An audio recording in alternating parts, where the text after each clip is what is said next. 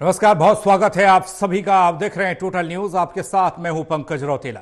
हरियाणा में लोकसभा और विधानसभा चुनाव को लेकर चुनावी सरगर्मियां तेज हैं। एक तरफ बीजेपी अपने संगठन में फेरबदल करके सबको चौंका चुकी है, वहीं कांग्रेस आपसी कलह नहीं सुलझा पा रही। कांग्रेस में कलह थम नहीं रही।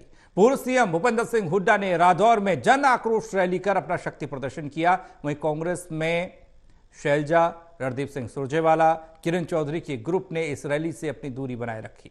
भूपेंद्र सिंह हुड्डा कहते हैं कि हम सभी लोग मिलकर बीजेपी का मुकाबला करेंगे, लेकिन इस तरह के आपसी मनभेद से कैसे बीजेपी के साथ मुकाबला हो पाएगा, यह जानना बेहद जरूरी है। आज इसी पर होगी चर्चा।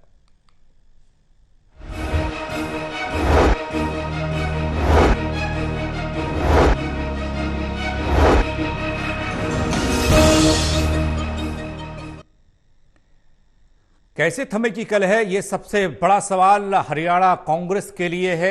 इसी पर आज हम बात करने जा रहे हैं। Devendra Kathuria, associate editor Panipat, doctor Mahesh Kumar, associate editor Hisar, Virendra Soni ji, वरिष्ठ पत्रकार हमारे साथ जुड़ेंगे और चर्चा इसी पर करेंगे। आप सभी का स्वागत। उससे पहले रिपोर्ट दिखा रहे हैं। यमुनानगर के रादौर विधानसभा क्षेत्र में कांग्रेस की बुधवार को हुई पहली जन आक्रोश रैली में पार्टी के नेताओं में जोश और एकता तो नजर आ रही थी। सभी मीडिया के कैमरों के आगे मुस्कुराते हुए दिखे। गौर से देखा तो मंच पर प्रदेश कांग्रेस के बड़े नेताओं में सिर्फ हुड्डा गुट के नेता और समर्थक ही मौजूद थे। समझते देर नहीं लगी कि पहली जन आक्रोश रैली में ही गुटबाजी का खुल्लम खुल्ला मैसेज था। चूंकि आज हरियाणा दिवस है, पहले प्रदेश के 58वें स्थापना दिवस पर सबको राम राम भाई।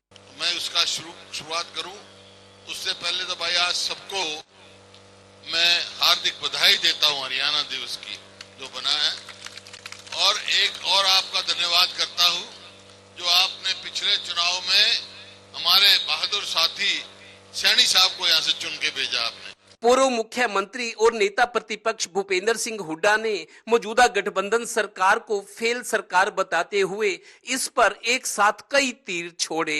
2014 में जो हमारा हरियाणा पूरे देश में नंबर 1 था, किस चीज में? प्रति व्यक्ति आय में, प्रति व्यक्ति निवेश में, नौकरी देने में, कानून व्यवस्था में नंबर 1 था। आज 17वें नंबर पर। गौरतलब है कि पूर्व सीएम भूपेंद्र हुड्डा, उनके बेटे दीपेंद्र हुड्डा और प्रदेश कांग्रेस अध्यक्ष उदय भान के आजकल सरकार पर दिए जा रहे बयानों का सरकार से जुड़े नेता भी जवाब देने में देरी नहीं लगाते। हालांकि इधर रादौर रैली में गुटबाजी के सवाल पर कांग्रेस सांसद दीपेंद्र हुड्डा ने किसी भी तरह की गुटबाजी से इनकार किया और कहा कि पार्टी के सभी नेता अपने अपने काम में लगे हुए हैं। कांग्रेस पार्टी एकजुट है, कांग्रेस में कोई गुटबाजी नहीं है। धन्यवाद बात करने के लिए। तो खैर, कांग्रेस और बीजेपी में सियासी पैंतरेबाजी और लड़ाई अभी शुरू हुई है। अभी तो कई हमले और पलटवार होंगे, कई घुड़सवार औंधे मुंह भी गिरेंगे, कई मौके के इंतजार में बैठे हैं। दिल्ली चंडीगढ़ के चक्कर और तेज होंगे। होगा तो वही जो राम रची राखा। Haryana bureau, total news.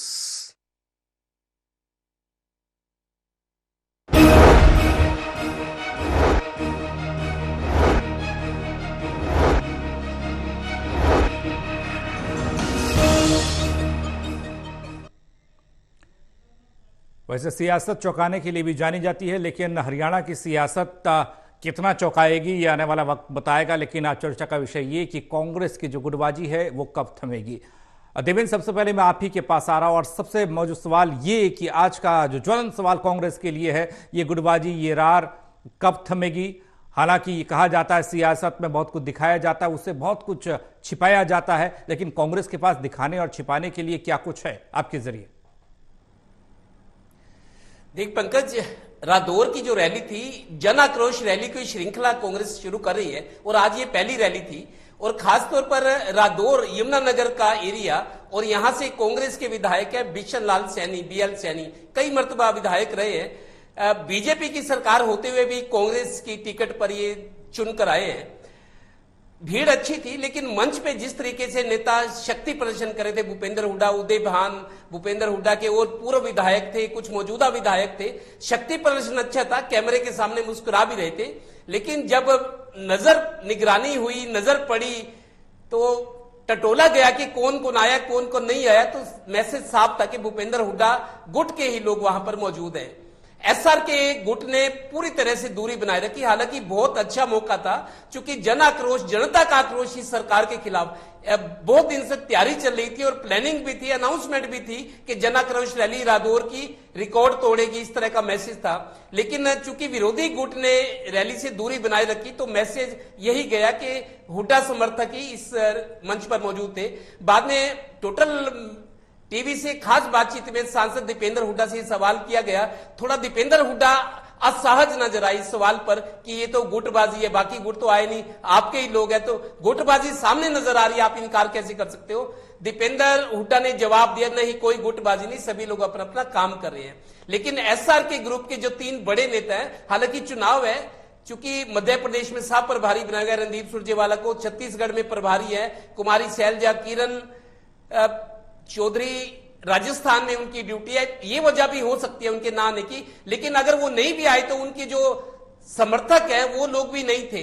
Pankaj, एक बहुत बड़ी बात आपको बता रहा हूं, अभी 4-5 दिन पहले बीजेपी के प्रदेश अध्यक्ष बदले, लेकिन मेरे को सूत्रों के अनुसार ये जानकारी है कि कांग्रेस में भी उदय भान को बदलने की मांग उठ चुकी है। शैलजा और रणदीप सुरजेवाला गुट के लोग ये मांग कर रहे हैं कि भूपेंद्र हुड्डा के रहते उदय भान को बदला जाए। उनको ये लगता है कि अगर उदय भान और भूपेंद्र हुड्डा रहे तो उनके दूसरे गुट जो है रणदीप सुरजेवाला, शैलजा, उनके समर्थकों को टिकट नहीं मिलेगी। उनके समर्थकों में भी बेचैनी है कि अगर भूपेंद्र हुड्डा और उदय भान की जोड़ी इस तरीके से काम करेगी लास्ट तक, तो टिकटों के मामले में बड़ा गड़बड़ी हो सकती है।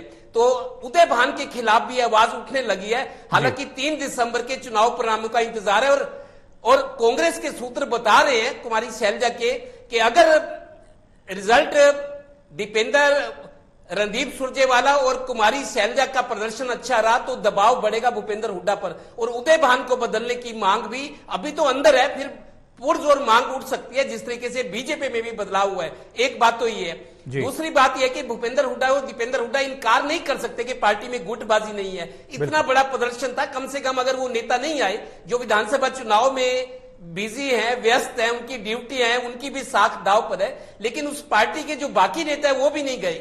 एक वजह पंकज ये भी है कि मैं पानीपत की बात करता हूं, यहां कुछ नेता ऐसे हैं जो जिला स्तर के बहुत जिलों में, जो कभी शैलजा के साथ थे तो हुड्डा के साथ आए, हुड्डा को छोड़ के शैलजा के पास गए। कुछ पानीपत में ऐसे नेता है जो हुड्डा के साथ थे, छोड़कर शैलजा के साथ गए, लेकिन कुछ शैलजा से, तो ये बड़ा भी मतलब अंदरूनी खींचतान भी चल रही है। अगर कोई शैलजा को छोड़कर हुड्डा के पास गया था, आज वो इस रैली में था, और जो हुड्डा को छोड़ गया वो शैलजा के साथ था तो इस रैली में नहीं गया। अंदरूनी खींचतान का नतीजा और गुटबाजी सबके सामने है। ठीक है डॉक्टर महेश, आप भी तमाम कांग्रेसी बड़े नेताओं से बातचीत करते हैं, सब दावा करते हैं कि बीजेपी की सरकार जा रही है, कांग्रेस आ रही है, लेकिन इन दावों के बीच में ये जो छोटी छोटी कील चुभती हुई दिखाई देती हैं, जो गुटबाजी, जिसमें जो नाम देवेंद्र बता रहे हैं, जो नाम इस मंच से गैर हाजिर थे, पहला मर्तबा तो ऐसा नहीं है कि जब ऐसा हुआ होगा। इस समय हो सकता है चुनावी माहौल में लोग अलग अलग राज्यों में हों, लेकिन इससे पहले भी कुछ ऐसा ही होता रहा है। क्या कुछ लगता है कांग्रेस को लेकर, कांग्रेस की गुटबाजी को लेकर, कितना नुकसान कितना फायदा?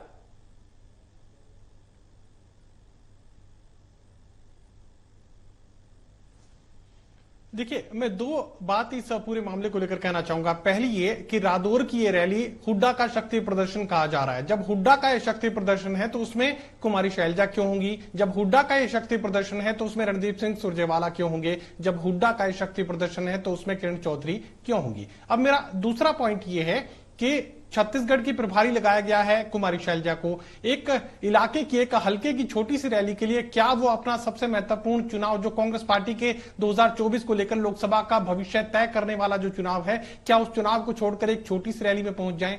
उससे भी बड़ी बात यह है कि मैं दावे के साथ कह सकता हूं कि ऐसी किसी रैली का निमंत्रण तक कुमारी शैलजा के पास नहीं पहुंचा होगा। अब जिक्र कर लेते हैं यहां पर रणदीप सिंह सुरजेवाला का। रणदीप सिंह सुरजेवाला मध्य प्रदेश की कमान संभाले हुए हैं, तो क्या मध्य प्रदेश का चुनाव छोड़कर एक हल्के की छोटी सी रैली के लिए रणदीप सिंह सुरजेवाला भूपेंद्र सिंह हुड्डा के शक्ति प्रदर्शन में पहुंच जाएं? अब जिक्र कर लेते हैं किरण चौधरी का। राजस्थान के चुनाव में महत्वपूर्ण जिम्मेदारी किरण चौधरी संभाले हुए हैं। राजस्थान का चुनाव अपने पूरे उफान पर है। उस चुनाव को छोड़कर क्या एक हल्के की रैली के लिए किरण चौधरी वहां पर पहुंच सकती थी। और सबसे बड़ी बात जो हम खुद ये बात कह रहे हैं कि हुड्डा का शक्ति प्रदर्शन था, जब ये हुड्डा का शक्ति प्रदर्शन था तो वहां ना किरण चौधरी हो सकती है, ना कुमारी शैलजा हो सकती है, ना ही रणदीप सिंह सुरजेवाला हो सकते हैं। इतना बड़ा कद इन नेताओं का अखिल भारतीय कांग्रेस कमेटी में है। हरियाणा में उनके कद को लेकर आप चुनौती दे सकते हैं, उनकी लोकप्रियता कितनी है, कम है, ज्यादा, आप सवाल उठा सकते हैं, लेकिन अखिल भारतीय कांग्रेस कमेटी में ना तो कुमारी शैलजा का कद कम है, ना ही रणदीप सिंह सुरजेवाला का कम है, और किरण चौधरी को भी आप हल्के में नहीं ले सकते। ये एक दो महत्वपूर्ण जो बातें हैं मैं सबके सामने रखना चाहता हूं। उससे आगे की जो बात है, जो कांग्रेस पार्टी के भीतर का घमासान है, घमासान था, घमासान है और घमासान रहेगा। लगातार हर रोज मैं अपने दर्शकों को एक बात कहता हूं कि कांग्रेस पार्टी की स्वीकार्यता, कांग्रेस पार्टी की लोकप्रियता इस बात से बिल्कुल नहीं है कि कुमारी शैलजा ने कितनी मेहनत की, भूपेंद्र सिंह हुड्डा ने कितनी मेहनत की, या किरण चौधरी कितनी मेहनत हरियाणा और खासकर भिवानी लोकसभा क्षेत्र के वोटर्स के बीच कर रही है। सीधी सी बात है, भारतीय जनता पार्टी से जो नाराज है, जो गुस्से में है, वो जो वोट है सीधे सीधे कांग्रेस पार्टी के पास जा रहा है, और उसी की ताकत, उसी गुस्से के बूते पर यहां पर कांग्रेस पार्टी खुद को मजबूत मान रही है। वीरेंद्र सोनी जी, जिस तरीके से महेश ने बताया, चलिए मान लेते हैं ये व्यस्तता है, बड़ा महत्वपूर्ण चुनाव विधानसभा का और राज्यों में है, वहां तैयारियां चल रही हैं और उसी व्यस्तता के चलते इस जन आक्रोश रैली से दूरी बनाई होगी। लेकिन क्या ये पहली मर्तबा है कि जब ये गुट अलग अलग धुरी पर दिखाई दिए, कोई पूरब तो कोई पश्चिम दिखाई देता है? इससे पहले भी कई बार जब रणदीप सुरजेवाला एक्टिव मोड में थे, जब कुमारी शैलजा एक्टिव मोड में दिखाई देती है, किरण चौधरी अलग अलग मंचों पर दिखाई देती हैं, वहाँ पता लगता है कि हुड्डा गुट की तरफ से कहा जाता है हमें तो पता ही नहीं है, और नाम बशर्ते कांग्रेस का दिया जाता है, कांग्रेस का कहा जाता है, लेकिन कांग्रेस के कांग्रेस वालों को ही पता नहीं कि चल क्या रहा है। देखिए, ये कोई नया क्रम नहीं है। जब चौधरी भजनलाल और भूपेंद्र सिंह हुड्डा, जब उनका दौर था, तब भी इस तरह की समानांतर रैलियां होती थी, और चौधरी भजनलाल की रैली में उस समय जो पार्टी महासचिव थे सुशील कुमार शिंदे, वो शामिल होते थे। तो चौधरी भूपेंद्र सिंह हुड्डा अपनी रैली करते थे, भजनलाल जी अपनी रैली करते थे। वो सत्ता में इस तरह का खेल रहा, उसके बाद भी रहा, तो ये क्रम तो चलता रहेगा। अभी तो भूपेंद्र सिंह हुड्डा गुट की रैलियां शुरू हुई हैं, और आगे चल के जब ये 17 नवंबर के आसपास जब ये अपने चुनावी जिम्मेदारी से मुक्त हो जाएंगे, तो भूपेंद्र सिंह हुड्डा की रैलियां तो अलग चली रही है, जन आक्रोश रैलियां। कुमारी शैलजा, रणदीप सुरजेवाला और किरण चौधरी भी अपनी रैलियां करने वाले हैं। तो शमशेर सिंह गोगी जो काफी हमलावर रहते हैं हुड्डा ग्रुप के ऊपर, उनका कहना था कि हम जो है अब जल्दी ही जो है कुमारी शैलजा जो है वो अपना अभियान शुरू करेंगी, वो भी इस तरह रैलियां करेंगी, वो भी पूरे हरियाणा का दौरा करके हर विधानसभा क्षेत्र में रैलियां करेंगी। ये कांग्रेस हाईकमान को भी मालूम है, और इस तरह का ये कर्म चलता ही रहेगा। देखिए, एक बात तो बड़ी स्पष्ट है कि कुमारी शैलजा को इस बात का रंज है कि उनके राज्यसभा की टिकट के स्थान पर दीपेंद्र हुड्डा को राज्यसभा में भेजा गया। किरण चौधरी को इस बात का रंज है कि उन्हें जो वे विधायक दल का नेता हटाकर भूपेंद्र सिंह हुड्डा को बनाया गया था। तो ये सब बातें जो है, उनके पुराने जो है उनका इतिहास देखा जाए तो हर नेता जो है उसकी महत्वाकांक्षा भी जुड़ी हुई है, और उनका एक दूसरे के प्रति अविश्वास की भावना भी है। जो असली लड़ाई है कांग्रेस में, वो टिकटों को लेकर रहने वाली है। अब कौन सा ग्रुप किसको कितने को टिकट दिला पाएगा अपने ग्रुप में, ये सब जो असली शक्ति प्रदर्शन होगा वो वहां होगा। देखिए, रैलियां तो चलती रहेंगी, सब जो अपने अपने क्षेत्र में रैली करेंगे अपने समर्थकों को प्रभावित करने के लिए, आकर्षित करने के लिए, और उनके अलावा अपने समर्थकों को कितना टिकट दिला पाएंगे, सबसे असली लड़ाई जो होगी वहां होगी। देखिए, हर एक का अपना अपना होमवर्क है। अब भूपेंद्र सिंह हुड्डा जो है देश वाली बेल्ट में काफी लोकप्रिय है, कुमारी शैलजा अपने इलाके में, किरण चौधरी अपने इलाके में, रणदीप सुरजेवाला अपने इलाके में, तो अपने समर्थकों के लिए वो कितना होमवर्क करते हैं, कितना संघर्ष करते हैं। क्या ये मान लिया जाए कि कांग्रेस की रणनीति का ये हिस्सा है फिर? बिल्कुल, ये कांग्रेस के नेताओं को मालूम है। देखिए, कांग्रेस के जो हाईकमान है उसको मालूम है। अब देखिए, कांग्रेस में आप उसका इतिहास देखें कि अभी तक जो है जितने पार्टी महासचिव रहे, पार्टी प्रभारी रहे हैं जो हरियाणा के, शकील अहमद रहे, कमलनाथ रहे, गुलाम नबी आजाद रहे, और विवेक बंसल रहे, और इस बाद में शक्ति सिंह गोविंद रहे, और अब दीपक बावरिया है। जो वोट उनके रहते हुए कांग्रेस में एकता नहीं हो पाई, कांग्रेस का संगठन नहीं बन पाया, तो आगे अब चुनाव में 1 वर्ष के अंदर क्या हो जाएगा? तो कांग्रेस की ये रणनीति है, जो नेता जिस इलाके में मजबूत है वो अपनी रैलियां करे, अपने आप को मजबूती करे। तो कांग्रेस में जो है ये अनेकता में एकता की एक तरह की उनकी ये प्रसंग जो है वो ये दिखाना चाहते हैं कि अपने अपने इलाके में जो नेता मजबूत है अधिक से अधिक टिकटें लेके आए, अधिक से अधिक चुनाव जिता कर लाए, तब उसके बाद फैसला तो हाईकमान ने करना है। देखिए भूपेंद्र सिंह हुड्डा, दिक्कत ये नहीं है देवेंद्र, जो सोनी साहब कह रहे हैं, दिक्कत एक और है। अगर सपोज कीजिए शैलजा गुट के ज्यादा विधायक जीत गए, किरण चौधरी गुट के थोड़ा कम और हुड्डा गुट के उससे कम, तो फिर वो जंग वाली भी होगी ना कि मुख्यमंत्री और बड़ा नेता कौन और किस तरीके से सरकार और किस तरीके से, अगर सपोज करो गठबंधन किसी के साथ जोड़ घटाने की जरूरत पड़ गई गठबंधन की, तो उसमें कौन कहां पर क्या फिट होता है, तो ये लड़ाई तो ऊपर तक जाएगी। नहीं पंकज, ये लड़ाई वो बाद की बात है, पार्टी कितनी सीटें लाती है, सरकार बनाने की स्थिति में है कि नहीं। अभी मेरे को ये लगता है कि कांग्रेस हाईकमान ने एक तरह से सबको छूट दी है कि आप घूमो, कांग्रेस की हवा बनाओ। जो जिस गुट के नेता हैं जिलों में, उनके समर्थक है, उनको लगे कि पार्टी की हवा है, वो जोर शोर से अपने नेता का स्वागत करते हैं, जिंदाबाद के नारे लगाते हैं, तो एक तरह से हवा बनाने में भी मदद मिलती है। ये सबको पता है कि कांग्रेस हाईकमान ने फैसला करना है। तो जो बड़े नेता हैं 4-5, जिनमें कैप्टन अजय यादव भी हैं, किरण चौधरी, कुमारी शैलजा, रणदीप सुरजेवाला, भूपेंद्र हुड्डा, दीपेंद्र हुड्डा, ये 5-6 जो बड़े नेता हैं, इनका अपना समर्थक वर्ग भी अलग अलग है। ये अलग बात है कि कोई हुड्डा को छोड़कर शैलजा के पास चला गया, शैलजा को छोड़ के फिर हुड्डा के पास, तराजू की तरह समर्थक भी तोलते हैं। हर राजनीति में कहा जाता है मजबूत खूंटा होना चाहिए। खूंटा मतलब मजबूत खूंटे से जो बंधा होगा उसको कोई हानि नहीं पहुंच सकती, कोई नुकसान नहीं कर सकता।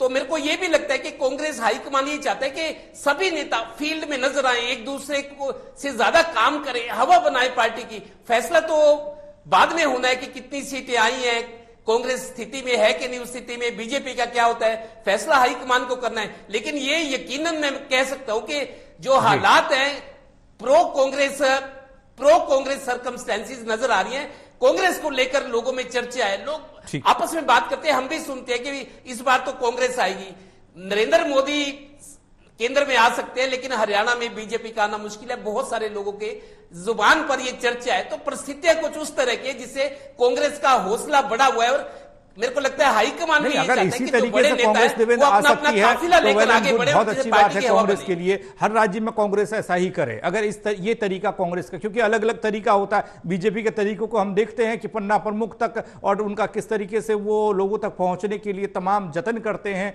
और अपनी टीम को एकजुट करने के लिए कितनी कोशिशें और कितनी प्रकार की चीजें उन्होंने की हुई हैं और क्या वो संदेश देते हैं, उसका बीजेपी को फायदा मिला है। महेश, मैं आपके पास आ रहा हूं। अगर कांग्रेस का यही तरीका है, इसी तरीके से कांग्रेस को फायदा होता है, तो कांग्रेस इसी ट्रेंड पर आगे चलेगी क्या? इससे पहले भी कुछ ऐसा हुआ जिससे यहां पर छूट दी गई हो, यहां पर ऐसे होने दिया जा रहा हो?